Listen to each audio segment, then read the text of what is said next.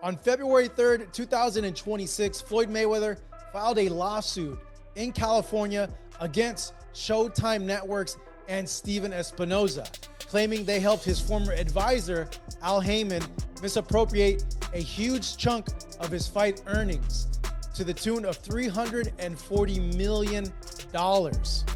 And he had been giving him $50,000 and $50,000 and $50,000. He had already gave Gamboa about $300,000 to chill on the side. And then we ended up, when he did go in, I ended up picking up all the fighters. Al Heyman was so good at his job that he was clowning these networks. He was out negotiating the networks to the point where they were giving you an inferior product because his fighters were getting overpaid for lesser fights. We weren't getting overpaid. In that, we weren't getting overpaid. happy for every dollar you made. Freddie Hernandez. Yeah, right. This is the golden child of Al Heyman right here. But it is admirable that Al Heyman not only did his job so well, but was helping fighters get rich while he was doing it. He created a climate where fighters started to begin to believe that they were worth more money. I don't mean to me. You're worth all the money in the world to me, the fighters. But I mean to the marketplace. Yep. My thought is everything has a price. There is not a number that can get you back in that ring. 80 million, 100 million. Nah, because now you selling your soul. $100 million, you can have my soul. That's you. Now we know your character. Sometimes, you know, you look at people and you be like, dang, man, you ain't got no dignity, you ain't got no morals. Like, come on, man. Like, what you gonna stand for if everything is about money? Like, I never was in a sport because of money. Just when Floyd Mayweather thought he had seen every challenge outside the ring, a massive legal battle suddenly grabbed the spotlight. The drama intensified when 50 Cent publicly mocked the boxing icon, boldly claiming that Terence Crawford would have no trouble beating him. But behind the jokes and online shots lies a much bigger story. At the center of the controversy is a staggering $340 million lawsuit that has raised serious questions across the boxing world. Mayweather isn't accusing anyone of making simple financial mistakes. Instead, he alleges that a sophisticated operation was carried out over several years, quietly diverting enormous amounts of money that should have reached him. The claims become even more shocking when some of the sport's most lucrative events are mentioned, including the blockbuster showdown with Conor McGregor that generated record-breaking pay-per-view revenue. According to Mayweather, funds connected to these historic fights disappeared while the real situation remained hidden from public view. Now, the undefeated champion says he's determined to uncover exactly where the money went and who was responsible. Floyd is stepping into the courtroom to fight for money he claims that he was never paid, and he wants justice on his terms. So let's talk details. Let me tell you about the lawsuit. On February 3rd, 2026, Floyd Mayweather filed a lawsuit in California against Showtime Networks and Steven Espinoza, claiming they helped his former advisor, Al Heyman, misappropriate a huge chunk of his fight earnings to the tune of $340 million.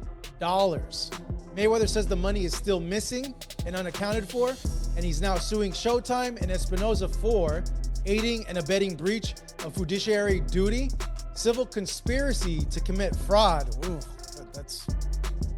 As the case moves forward, one name keeps appearing in the spotlight: Al Heyman. For years, he was seen as the mastermind behind Mayweather's business success, but the lawsuit now tells a completely different story. Floyd claims that while he was generating record-breaking revenue inside the ring, crucial financial details were being kept out of his reach. The complaint argues that gaps in documentation and unexplained transactions made it nearly impossible to track where certain funds were actually going. If those allegations hold up, this won't just be a dispute over money, it could reshape how one of boxing's most successful partnerships is remembered. Floyd argues that during his legendary career, where he generated $1 billion in revenue plus and pay-per-view money, a significant portion of the funds that he made through those events, through his fights, didn't make it into his hands because they were funneled through accounts controlled by his then advisor, Al Heyman. Now, Mayweather says that Showtime delivered those checks and funds through systems that helped Heyman get the money instead of paying Floyd directly. The lawsuit also points to some of boxing's biggest pay-per-view fights, including fights against Manny Pacquiao and Conor McGregor, events that generated hundreds of millions in revenue. Mayweather's legal team said he generated hundreds of millions in revenue for Showtime and now wants to recover what he claims was unfairly taken. Questions began to multiply when the people handling Mayweather's affairs started taking a closer look at the books. What they expected to be straightforward records allegedly turned into a maze of unanswered questions. The lawsuit claims that efforts to obtain a full accounting of major fight revenues were met with incomplete information, raising immediate concerns. Particular attention was drawn to the blockbuster clashes with Manny Pacquiao and Conor McGregor, events that generated enormous amounts of money worldwide. Despite their historic success, the filing argues that key figures and financial records failed to match expectations, fueling even more doubt about where the revenue actually went. Al Haymon himself, the advisor that Mayweather blames for the missing money, is not named as a defendant in the lawsuit. Instead, Mayweather's legal action targets the network and Steven Espinoza. He claims they aided and abetted these alleged financial wrongdoings. So what does this mean, and what's like a potential outcome for this case that's coming up? Well, the lawsuit could have some pretty serious implications, not only for Floyd's legacy, but also for how networks and advisors handle fighter compensations. Mayweather wants hundreds of millions back plus punitive damages, pushing this beyond a simple accounting dispute.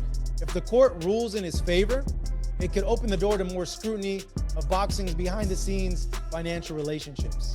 What started as a financial disagreement is now shaping into one of the most closely watched legal fights in boxing. The allegations surrounding hundreds of millions of dollars have sparked intense scrutiny, with many wondering what could be revealed if the case moves further into court. The amount in dispute is massive, and the potential consequences could reach far beyond those directly involved.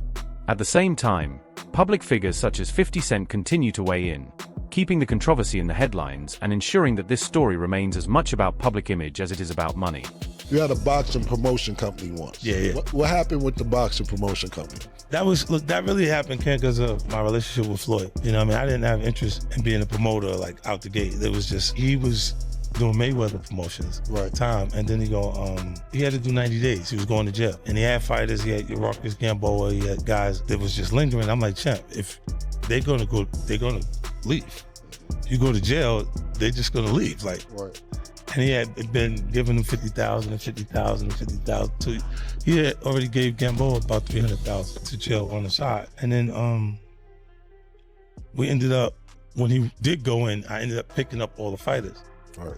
And so Marcus Gamboa, I had James Kirkland, Andre Durrell, Billy Dipp, he was the IBF champion at that point, and then a few other guys, younger guys that I picked up. 50 Cent didn't hesitate to turn Floyd Mayweather Jr.'s legal troubles into a public spectacle, using the moment to revive his long-running online feud. Instead of staying silent, he leaned into sarcasm and criticism, suggesting that the only real way for Floyd to recover the alleged $340 million would be to return to boxing for 2 high-profile fights that could generate massive attention and revenue. His comments, shared across social media, quickly spread and added a new layer of entertainment to an already serious situation.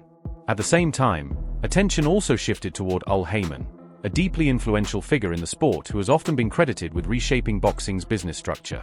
Analyst Max Kellerman once noted that Haymon's approach changed the industry in significant ways, from guaranteeing fighters strong financial security to influencing how major bouts were scheduled or delayed. Supporters argue it modernized the sport, while critics believe it reduced competition and slowed down the fights fans most wanted to see, raising an ongoing debate about whether boxing's business success came at the cost of its competitive spirit. Al Haymon was so good at his job that he was clowning these networks. He was out negotiating the networks to the point where they were giving you an inferior product because his fighters were getting overpaid for lesser fights. We weren't getting overpaid. In that, We weren't getting I'm happy overpaid. for every dollar you made. Freddie Hernandez. Yeah, right. This is the golden child of Al Haymon right here. But it is admirable that Al Haymon not only did his job so well, but was helping fighters get rich while he was doing it. He created a climate where fighters started to begin to believe that they were worth more money. I don't mean to me. You're worth all the money in the world to me, the fighters. But I mean to the marketplace than they actually were. And so now it became difficult to make fights. I mean, you really want us to change our mindset, right? The fact that we were putting our health in jeopardy every time we stepped in that ring. So we had to make sure to get every penny that we could.